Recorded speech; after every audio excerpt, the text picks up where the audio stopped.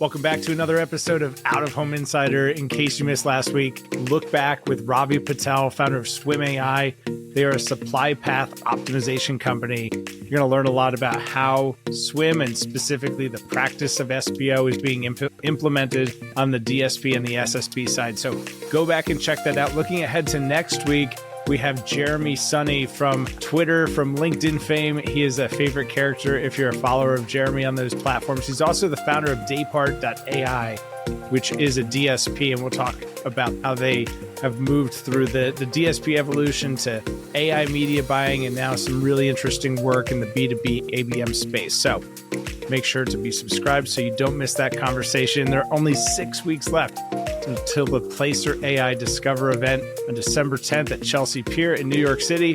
Got a special way for you to save 70% on registration. Go to theoohinsider.com. There's going to be a big banner across the top. You cannot miss it. Tickets are only $3.99, which is wildly reasonable, but if you go to theoohinsider.com, there's a promo code there, OOHinsider70, which will save you 70% at registration, bring the price down to like $120. So I will see you there. Just go to the website, theoohinsider.com, take advantage of the 70% off the Discover event there in New York City.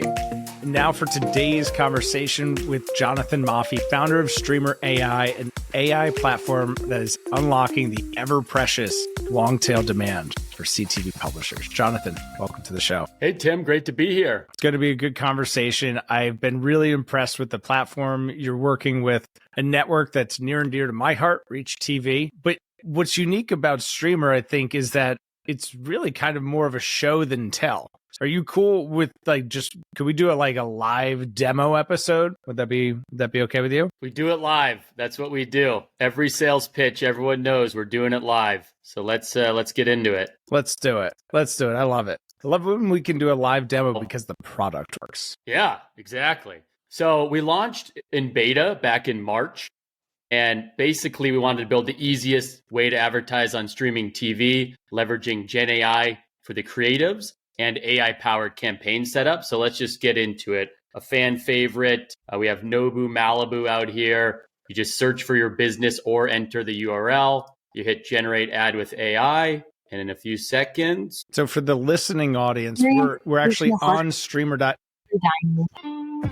We're watching an AI-generated commercial. Yep, and then you can come in, you can edit it. So I was just going to point out, all you had to do was search the name of the business and the address, like a Google Maps search. You just looked up the business. Yep. Yeah, it's Google Maps powered search, or enter your website URL, and then you have your commercial. You could come in. If you didn't like a certain frame, you can swap it out. We have an image service that pulls in more frames. That's a really nice shot of the sushi. You can change the script in real time, make it shorter, make it longer. Then AI is actually writing a script for the spot. Correct. Yep. We also support over 32 different languages and hundreds of more dialects. And then once you are ready, you just hit launch on TV, choose your budget. We'll forecast your reach based on your budget. And a cool thing, because we know the context of the business, we automatically append contextually relevant audience segments to target on your campaign. Fine dining lovers, gourmet cuisine, luxury travelers, and then you just enter your credit card, you hit launch on TV, and you're good to go. Where's my ad actually playing? Do I know? All right, so let's get into that. So obviously we've reduced the friction of launching and generating your commercial and then launching down to the bone. For our initial beta launch, we actually integrated where you can launch on Netflix, Hulu, etc. We've launched campaigns with, law firms. This fitness influencer is kind of the pinnacle case study. He reached out all excited. He was able to generate his commercial in 30 seconds from his smartphone and launch it all within 30 seconds while training a customer at the gym. So that was the initial product. But what we're really focused on now, so you mentioned Reach TV earlier. When we were launching in beta back in March, we had a DSP reach out and they said, hey, this is really cool. However, I don't want to push our advertisers to your platform, but 5 to 6 times per week, we do have advertisers who want to try streaming, but don't have a video ad. So do you guys have an API we can use? And of course, I said yes, even though at the time we did not. But our engineering team is awesome. So we built an API very quickly, and we were off to the races with what we now call Gen AI solutions, which is basically white labeling our Gen AI tech for broadcasters, ad tech platforms, and agencies to kind of accelerate democratizing CTV ad buying. So you mentioned Reach TV, and I'll get out of demo mode soon. I could demo all day. This is Reach TV's ads manager that we built with them and launched in September. So this connects directly to the Reach TV, airport TV screens nationwide. And they now have, which blows my mind, the easiest and most cost-effective way to buy NFL games every Sunday. Reach TV literally has live NFL games. You can go in here, and if you're Shake Shack in LaGuardia, you can advertise extremely easily on the NFL by just coming here and generating your commercial and launching. Awesome. Love it. Thank you for the demo. Let's talk about it. It almost seems too simple. Like, I don't believe it's working. Like, I see the creative. It just created something out of nothing. Do you know what I mean? Does that make sense? No. I should have stayed up, because one of my favorite case studies, one of our first campaigns it was called Virtual X Kitchen, this ghost kitchen in Maryland. They actually are at the University of Maryland. And their quote, let me try to remember it exactly. It was like, "This was dangerously easy." Like, what? I almost accidentally launched a CTV campaign. So that was the goal. We really wanted to reduce the friction down to the bone. It's like when Amazon got in trouble for that buy with one click button. Like, Streamr might get in trouble for that. Was legitimately one of the, I use AI all day. That is easier than anything that I do from a productivity standpoint. And just created a commercial and launched a CTV campaign. So that's crazy. Where did you start with this idea? Because I know you're funded through a lot of really creative, like, there's AI mechanisms that you've tapped into, and you've built Streamr in a really smart way. I would love to understand, what was the problem you started with, and how did we get from there to here? Yeah. So the problem was, in a previous role, we built an ads manager, and the goal was to make it extremely simple. And this was building an ads manager for Loop TV while I was at Orca. And basically, we started meeting with all of their businesses, and they all had the same two problems. You'd get them ready to launch their campaign, these small businesses, and they'd say, I would say to them, "All right, ready, upload your video ad." And they'd say, "Well, I don't have a video ad." We'd say, "No worries. We will, we have the cheapest creative services, $250. And they'd say, "Well, I only wanted to spend like $500. And you say, "All right, well, we'll just give you a credit. We'll come back in a week, create the ad for you, and then we'll upload it and launch." So then we go create the ad, we come back, we have another meeting, they upload the ad, and then they get into the campaign manager, and we made it 10 steps to advertise. All the competitors, I'll name names, Vibe, TV Scientific, Mountain, even Meta are like 20 plus steps. They're all like 20 plus steps. So we made it 10 steps. We're like, this is the easiest thing on earth. And then the business owner would get in and they'd go, "What the hell's a DMA?" And I'd go, "You're right. What the hell is a DMA to a real pizza shop owner? They have no idea." That is a real good question there, Joe's Pizza. Doesn't matter anyway. That's what a DMA is. Exactly. It made us realize, what if we used Gen AI to solve the creative problem? This was the time when like Midjourney was really taking off, and build creatives, and then use AI also to do all the campaign setup, the zip code targeting near your retail location, automatically target the relevant audience segments because we know the context of your business. And just all you have to do is generate the ad, put your credit card info in, choose your budget, and launch on TV. So that's what we did. And like I said, we launched in beta in March. And then since then, we've realized we're better suited to license our tech to larger platforms who already have a big sales team, a big marketing budget, direct relationships. So we can kind of accelerate. The whole goal of all of this was to get millions of SMBs from search and social into CTV to start buying CTV. There's more performance here, and we need more advertisers. Love it. And we're enabling that by giving tools and technology to the backbone of the long tail. Local sales, account executives are out there pounding pavement, pulling doors, and actually selling this. And now clients are going to be able to activate in a really simple way. What are the challenges from a publisher standpoint? Yeah, so challenges. I mean, really selling Gen AI and getting the advertiser comfortable with Gen AI is a hurdle that we've discovered.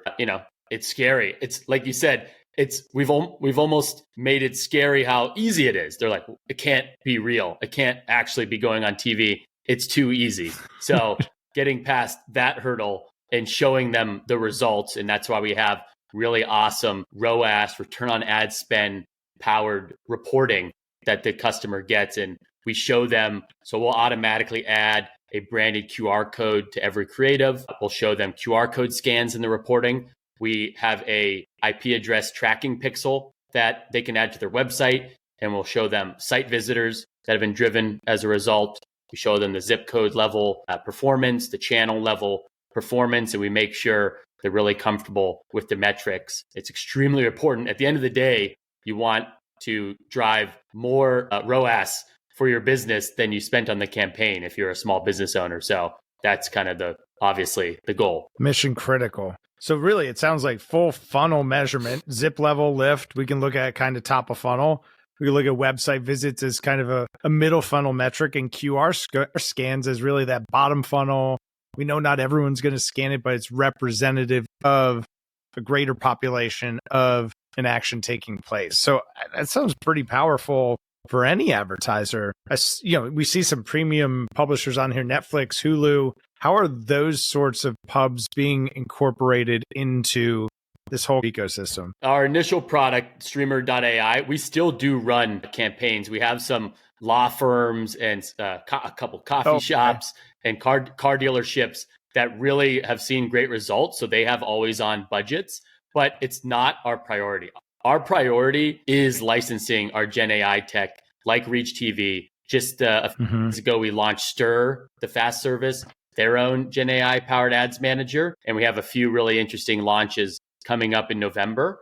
We still run campaigns there, and that's connected via Xandr, but it's not our main focus. Who was the company that you just mentioned is launching? So we launched Stir this week, the fast service that was owned by Sinclair. I think Sinclair's still a minority owner. Stir's a fast service. I think they launched a few years ago by Sinclair. It was a Sinclair product. So they had a lot of all the Sinclair local TV stations and a catalog of VOD content. They've since sold off the business to this great group of entrepreneurs who are kind of reimagining Stir, and they're going to actually relaunch the product in 2025 with a lot of AI-powered UI, UX features. So they saw an AI-powered ads manager as a great extension to their business. It would seem like with what you've built and having obviously API plugs into all of these publishers and all of these customers, that there could be visions of a future stitching all this together. Do you have greater plans to bring together a Streamr ecosystem, or is the vision to stay, hey, we're going to license the tech and enable the growth of everybody else? Do you have any visions of a future like that? We mainly integrate at the ad server level. We have 5 integrations already. Definitely see a world where we can basically stitch a kind of marketplace together, where if any of the publishers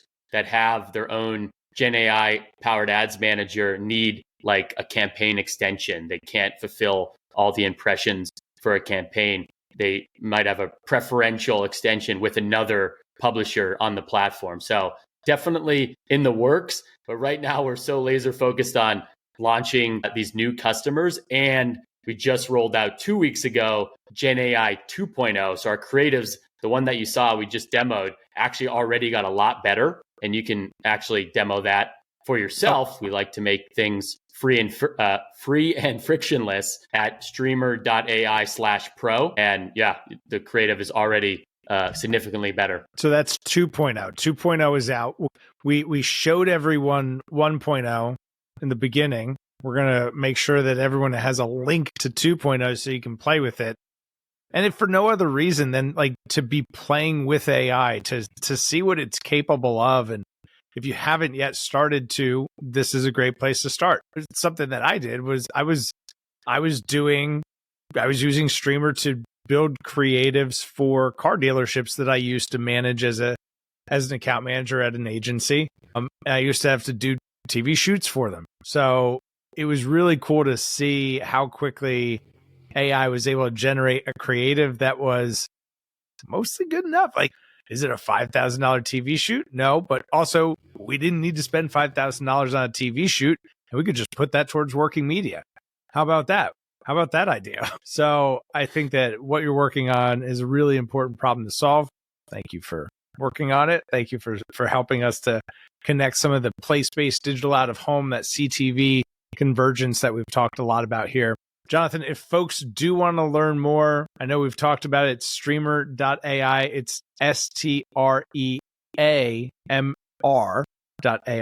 There's no extra E after the M. So it's just really, it's that simple. We will link to those things. Where do folks get in touch with you if they want to connect with you directly? Give them the Latin long. How do they get in touch? Yeah, connect with me on LinkedIn. I do a weekly newsletter trying to, sometimes it's definitely just pumping our own bag, but also I like to kind of opine on industry trends, etc. And then on X, I've tried to revamp my X presence. I was kind of dormant for many years while I was stuck in big tech, but I'm trying to revamp X. LinkedIn, I've done a little bit more work for a lot longer. So either one of those places. All right. This is going to be like a couple of weeks of X guests. So we will we'll make sure to link to all the socials, all the handles, all of the links and things that we've talked about here today will be in the show notes, nicely, neatly organized. Jonathan, thinking into the future, you're working directly with AI every single day. What do you think changes over the next 12 to 18 months? What's the most significant impact that AI has on advertising in the next year and a half, do you think? All right, so I'm going to do a little bag pumping, but I will tell you it's going to be pump it. We're going to tease it before the end of the year. We're going to tease it, and then it's going to be live in Q1. So I just said we rolled out Gen AI 2.0. We've already been working on Gen AI 3.0. And what that means is, so everyone has seen Runway ML, Luma AI. They've probably heard of OpenAI Sora, these Gen AI video generators. Very cool, very fun to work with.